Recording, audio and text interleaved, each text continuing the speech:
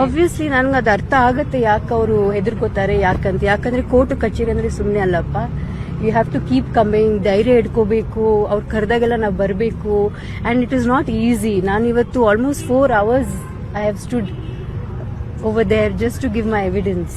So it is not easy. ಆದ್ರೂ ಕೂಡ ನಾನು ಎಲ್ಲ ಹೆಣ್ಮಕ್ಳಿಗೆ ಪರ ನಾನು ಫೈಟ್ ಮಾಡ್ತಾ ಇರೋದು. It's not easy. Thank you. Obviously ನನ್ಗೆ ಅದು ಅರ್ಥ ಆಗುತ್ತೆ ಯಾಕೆ ಅವರು ಹೆದರ್ಕೋತಾರೆ ಯಾಕಂದ್ರೆ ಕೋರ್ಟ್ ಕಚೇರಿ ಅಂದ್ರೆ ಸುಮ್ಮನೆ ಅಲ್ಲಪ್ಪ.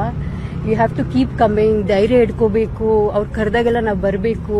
And it is not easy. ನಾನು ಇವತ್ತು almost 4 hours I have stood over there just to give my evidence. So it is not easy. ಆದ್ರೂ ಕೂಡ ನಾನು ಎಲ್ಲ ಹೆಣ್ಮಕ್ಳಿಗೆ ಪರ ನಾನು ಫೈಟ್ ಮಾಡ್ತಾ ಇರೋದು. It's not easy. Thank you. Obviously ನನ್ಗೆ ಅದು ಅರ್ಥ ಆಗುತ್ತೆ ಯಾಕೆ ಅವರು ಹೆದರ್ಕೋತಾರೆ ಯಾಕಂದ್ರೆ ಕೋರ್ಟ್ ಕಚೇರಿ ಅಂದ್ರೆ ಸುಮ್ಮನೆ ಅಲ್ಲಪ್ಪ. You have to keep coming, ಧೈರ್ಯ ಇಟ್ಕೋಬೇಕು, ಅವ್ರು ಕರೆದಾಗೆಲ್ಲ ನಾವು ಬರಬೇಕು.